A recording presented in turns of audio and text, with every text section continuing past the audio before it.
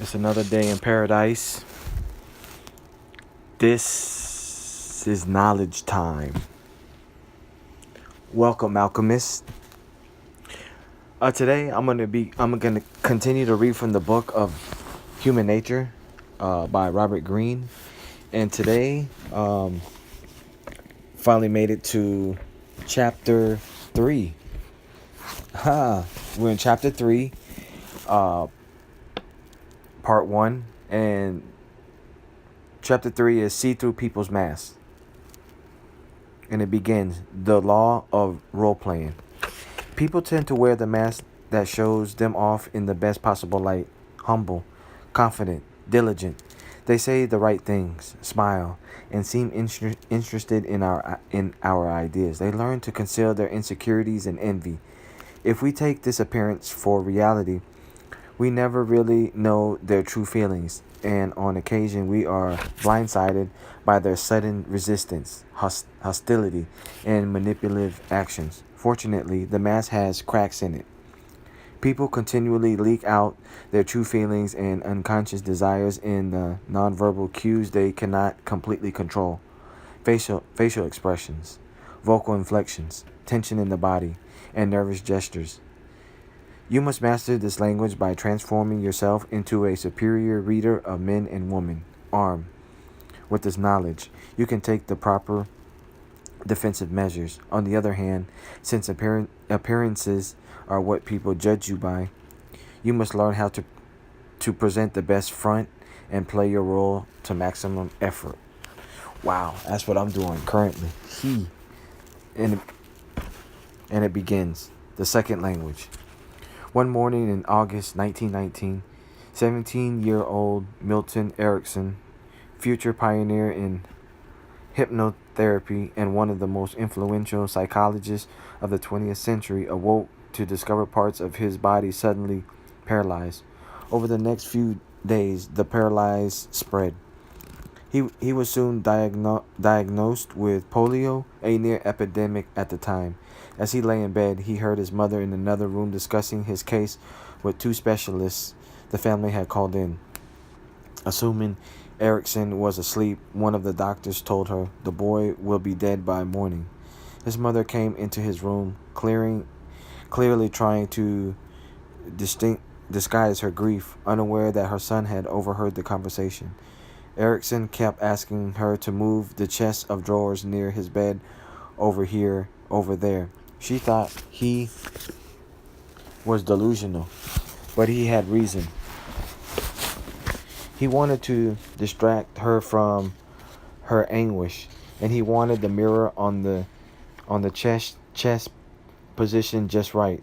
If he began to lose consciousness, he could focus on the sunset in the reflected mirror, holding on to this image as long as he could. The sun always returned. Maybe he would as well, proving the doctors wrong. Within hours, he fell into a coma. Erickson regained consciousness 3 days later. Somehow he had cheated death, but now the paralysis had spread to his entire body. Even his lips were paralyzed. He could not move or gesture, nor communicate to others in any way. The only body parts he could move were his eyeballs, allowing him to scan the narrow space of his room. Quarantined in the house on the farm in rural Wisconsin where he grew up. His only company was his 7 sisters, his 1 brother, his parents, and a private nurse. For someone with such an active mind, the boredom was excruciating. But one day, as he listened to his sisters talking amongst themselves, he became aware of something that he had never noticed before. As they talked, their faces made all kinds of movements, and the tone of their voices seemed to have a life of its own. One sister said to another, "Yes, that's a good idea." But she said this in a monotone and with a noticeable smirk, all of which seemed to say, I actually don't think it's a good idea at all." Somehow a yes could really mean no. Now he paid attention to this. It was a stimulating game. In the course of the next day, he counted 16 different forms of no that he heard, indicating various degrees of hardness. all accompanied by different facial expressions. At one point, he noticed one sister saying yes to something while actually shaking her head no. It was very subtle, but he saw it. If people said yes but really felt no, it appeared to show up in their grimaces, grimaces and body language. On another occasion, he watched closely from the corner of his eye as one sister offered another an apple, but the tension in her face and tightness in her arms indicated she was just being polite and clearly wanted to keep it for herself. This signal was not picked up, and yet it seemed so clear to him. Unable to participate in conversions, he found his mind completely absorbed in observing people's hand gestures, their raised eyebrows, the pitch of their voices, and the sudden folding of their arms. He noticed, for instance, how often the veins in his sister's necks would begin to pulsate when they stood over him, indicating the nervousness they felt in his presence. Their breathing patterns as they spoke fascinated him, and he discovered that certain rhythms indicated boredom and were generally followed by a yawn. Hair seemed to play an important role with his sisters. A very deliberate brushing back of strands of hair would indicate impatience. I've heard enough. Now please shut up. But a quicker, more unconscious stroke could indicate rapt attention. Trapped in bed, his hearing became more acute. He could now pick up conversations in the other room, where people were not trying to put on a pleasant show in front of him. Soon he noticed a peculiar pattern. In a conversation, people were rarely direct. A sister could spend minutes beating around the bush, leaving hints to others about what she really wanted, such as to borrow an article of clothing or hear an apology for someone. Her hidden desire was clearly indicated by her tone of voice, which gave emphasis to certain words.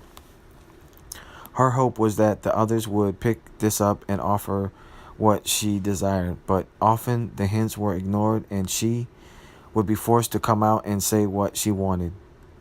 Conversation after conversation fell into this recurring pattern.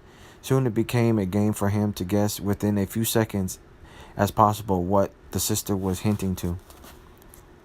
It was as if in his paralysis he had suddenly become aware of a second channel of human communication, a second language in which people express something from deep within themselves, sometimes without being aware of it. What would happen if he could somehow master the intricacies of this language? How would it alter his perception of people? Could he extend his reading powers to the nearly invisible gestures people made with their lips, their breath, the level of tension in their hands? One day, several months later, as he sat near a window in a special reclining chair his family had designed for him, he listened to his brother and sisters playing outside. He had regained movement in his lips and could speak, but his body remained paralyzed. He wanted so desperately to join them, as if momentarily forgetting his paralysis. In his mind, he began to stand up, and for a brief second, he experienced the twitching of a muscle in his leg, the first time he had felt any movement in his body at all. The doctors had told his mother he would never walk again, but they had been wrong before. Based on this simple twitch, he decided to try an experiment. He would focus deeply on a particular muscle in his leg, remembering the sensation he had before his paralysis, wanting badly to move it, and imagining it functioning again. His nurse would massage that area, and slowly, with intermittent success, he would feel a twitch and then the slightest bit of movement returning to the muscle. Through this excruciating, slow process, he taught himself to stand, then take a few steps, then walk around his room, then walk outside, increasing the distances. Somehow, by drawing upon his willpower and imagination, he was able to alter his physical condition and regain complete movement. Clearly, he realized the mind and the body operate together in ways we are hardly aware of. Wanting to explore this further, he decided to pursue a career in medicine and psychology. And in the late 1920s, he began to practice psychiatry in various hospitals. Quickly, he developed a method that was completely his own and diametrically opposed to others trained in the field. Almost all practicing psychiatrists focus largely on words. They would get patients to talk, particularly going over their early childhood. In this way, they hope to gain access to their patient's unconscious. Erickson instead focused mostly on people's physical presence as an entree into their mental life and unconscious. Words are often used as a cover up, a way to conceal what is really going on. Making his patients completely comfortable, he would detect signs of hidden tension and unmet desires that came through in their face, voice, and posture. As he did this, he explored in greater depth the world of nonverbal communication. His motto was observe, observe, observe. For this purpose, he kept a notebook, writing down all of his observations. One element that particularly fascinated him was the walking styles of people, perhaps a reflection of their own difficulties in relearning how to use his legs. He would watch people walking in every part of the city. He paid attention to the heaviness of the step. There was the empathetic walk of those who were persistent and full of resolve, the light step of those who seemed more indecisive, the lopping, fluid walk of those who seemed rather lazy, the meandering walk of the person lost in thought. He observed closely the extra sway of the hips or the strut that seemed to elevate the head, indicating high levels of confidence in a person. There was the walk that people put on to cover up some weakness or insecurity, the exaggerated masculinity stride, the nonchalant shuffle of the rebellious teenager. He took note of the sudden changes in people's walk as they became excited or nervous. All of this supplied him endless information about people's moods and self-confidence. In his office, he placed his desk at the far end of the room, making his patients walk toward him. He would notice changes in the walk from before to after.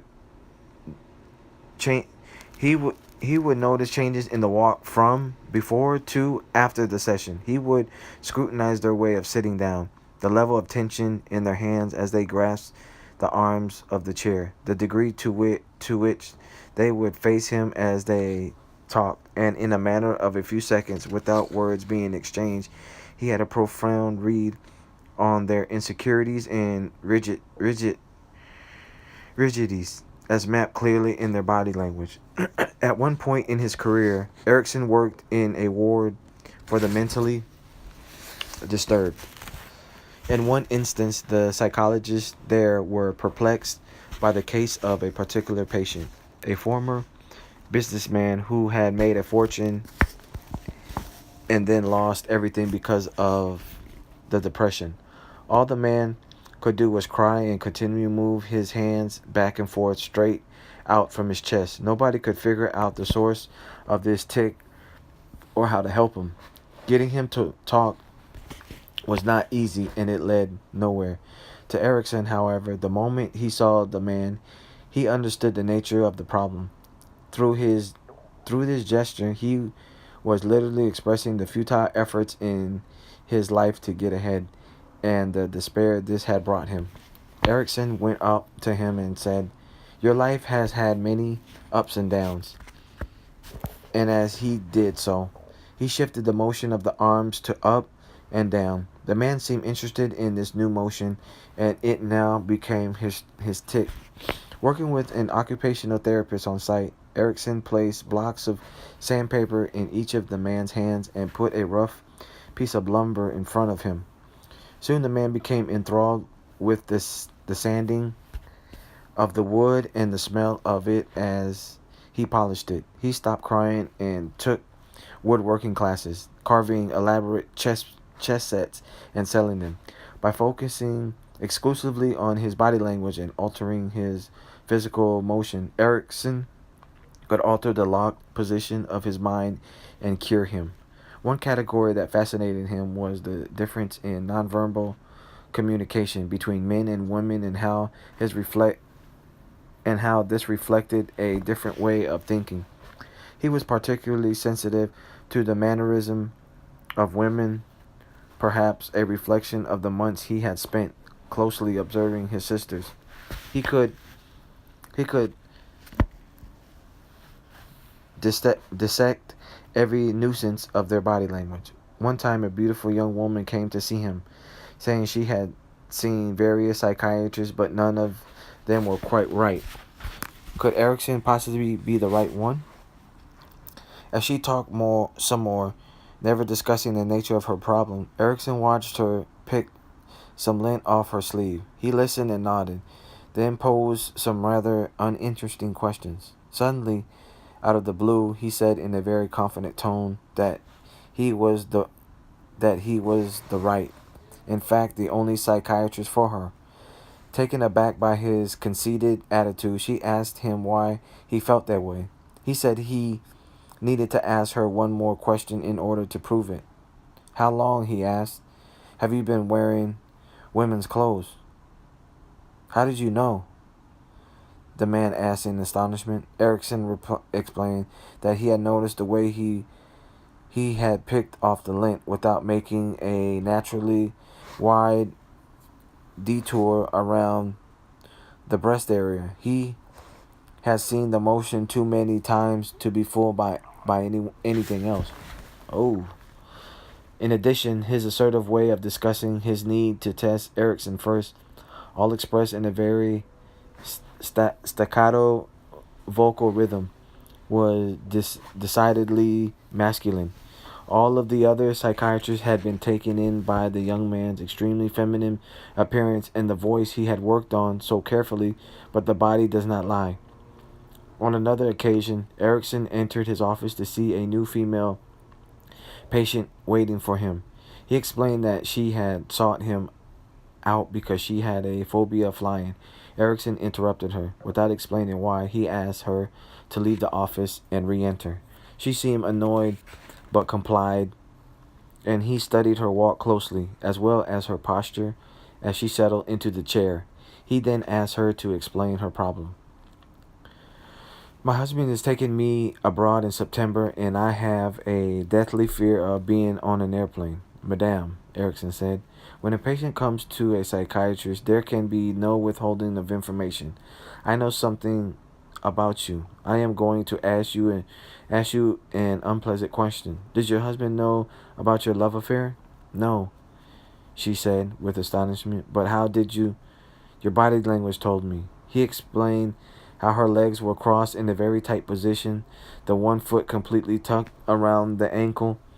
In his experience, every married woman having an affair locks her body up in a similar way, and she had clearly said abroad instead of abroad in a hesitant tone, as if she were ashamed of herself.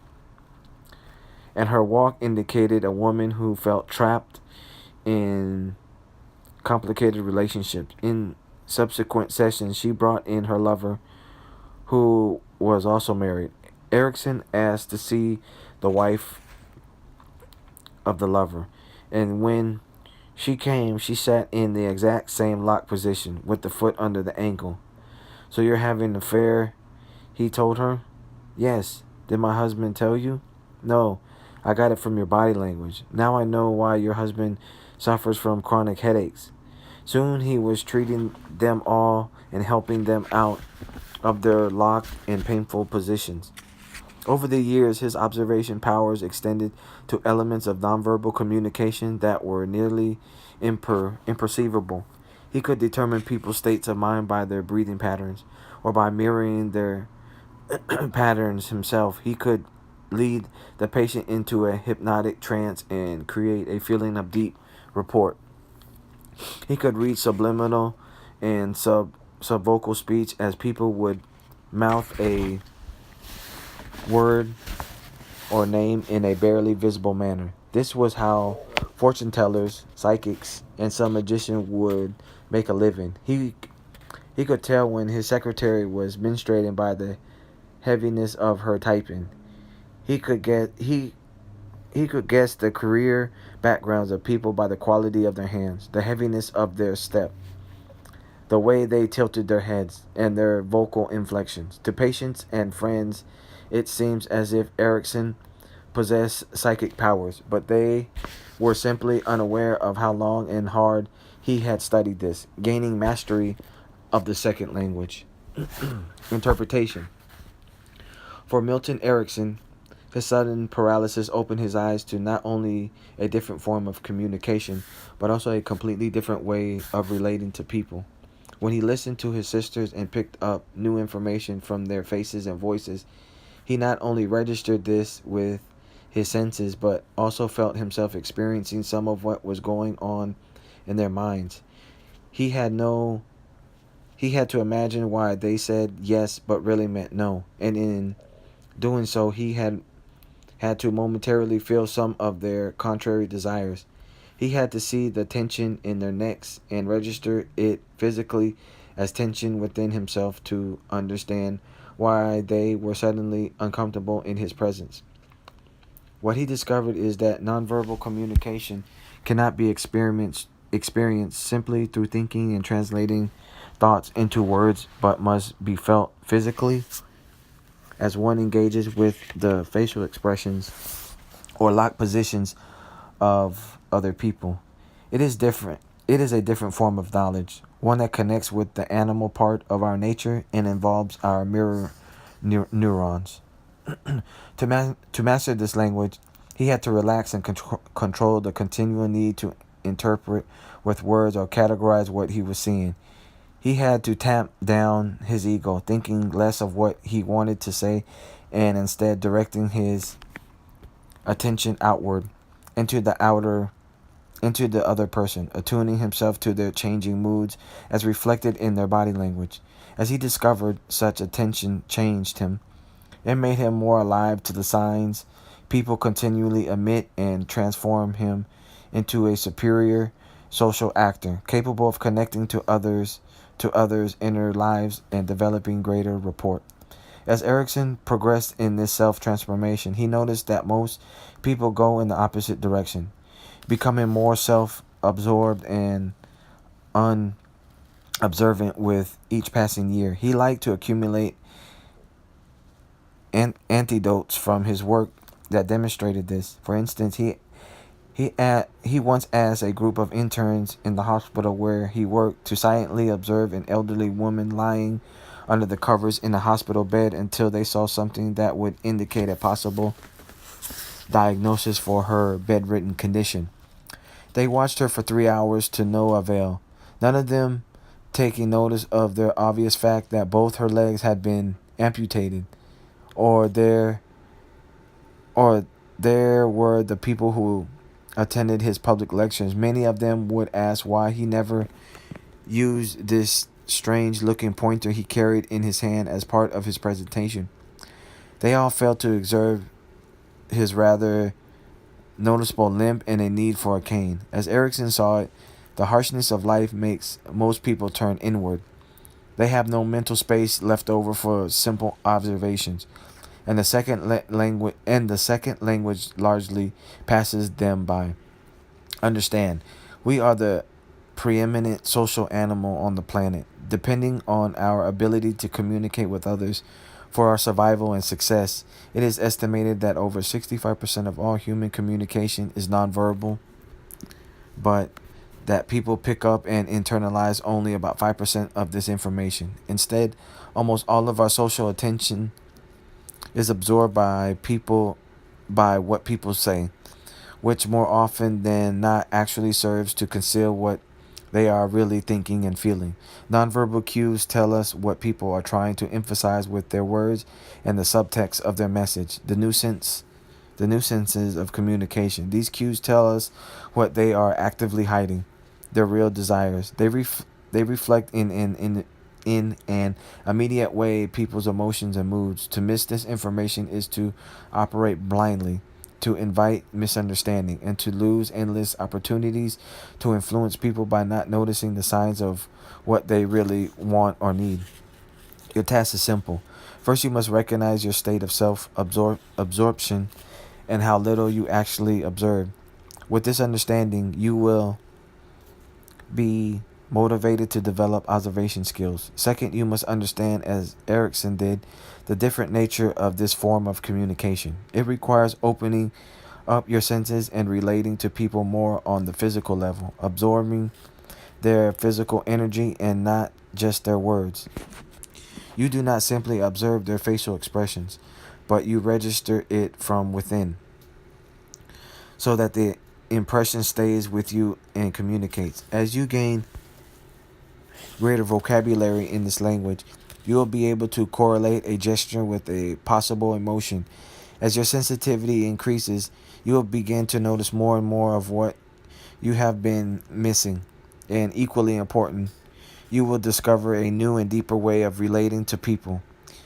With the increased social powers this will bring you.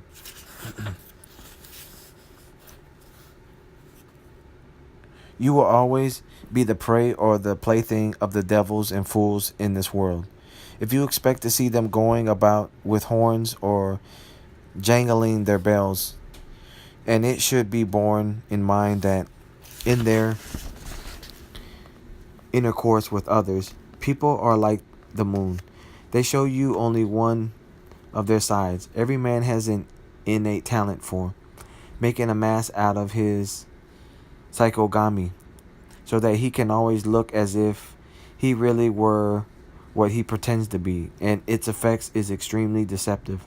He dons his mask whenever his object is to flatter himself into someone's good opinion, and you may pay just as much attention to it as if it were made of wax or cardboard. And that's a quote by Arthur Schopenhauer. Okay, so that's part one. Tomorrow I'll be continue part two, and part two is keys to human nature.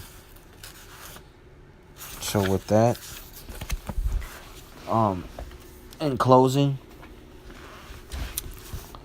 subscribe to the channel, comment any questions you have, like if the information was inspiring for you, and share this knowledge with other alchemists. Also, follow me on Instagram for more progressive knowledge. My Instagram is Max _ Bugatti _ 8008. As you can see, I'm all about family first. I'm an investor in stocks and alternative energy. I'm a filmmaker. I'm an aerospace botanist. I have a confidence building program, and I'm currently out in San Francisco, California. While you're slaying dragons, I'll be taming them.